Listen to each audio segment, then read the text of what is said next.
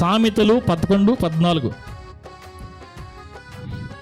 నాయకులు లేని జనులు చెడిపోతారు, ఆలోచనకర్తలు అనేకులు ఉండుట రక్షణకరము. సంఘములో ఏమంటే కాస్త మంచి ఆలోచన, మంచి సలహా, మంచి సంగతులు ఎదుటివారికి చెప్పేవాళ్ళు కావాలంటండి. ఇక్కడ సంఘంలో ఉన్న వారికి ఎవరికైనా ఏదైనా ఒక సమస్య, ఒక చిక్కు ఉంటే, ఒక బాధ ఉంటే వారికి మనము ఎలా ఉండాలంటే నాయకులుగా ఉండి ఒక మంచి ఆలోచన కర్తగా ఉండాలంటే మనం. దేవునికి స్తోత్రం కలుగునుగాక.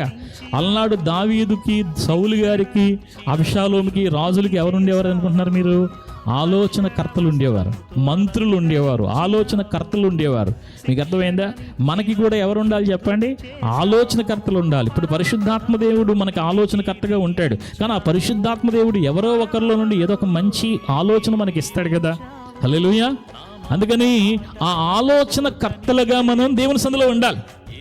ఎవరికి ఏ ప్రాబ్లం వచ్చినా, ఏ ఇబ్బంది వచ్చినా వారికి మంచి ఆలోచన చెప్పగలిగే ఆలోచనకర్తలుగా ఉండాలి మనం. ఏమంటే ఆ ఆలోచన తెలియాలంటే మనం వారిని అడగాలి కదా, లేకపోతే సేవకులను అడగాలి కదా, లేకపోతే దేవుడిని అడగాలి కదా.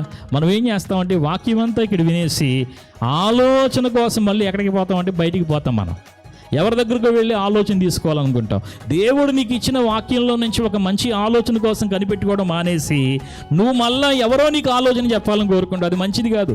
బయట లోకంలో ఉన్న వాళ్ళు నీకు ఇచ్చిన ఆలోచన కాదు, దేవుడు తన సన్నిధిలో నీకు ఇచ్చే ఆలోచన కోసం నువ్వు కనిపెట్టుకోవాలి. అందుకని దేవుడు అంటాడు కదా, వారు నా ఆలోచన కోసం కనిపెట్టుకోలేకపోయారు అంటాడు దేవుడు.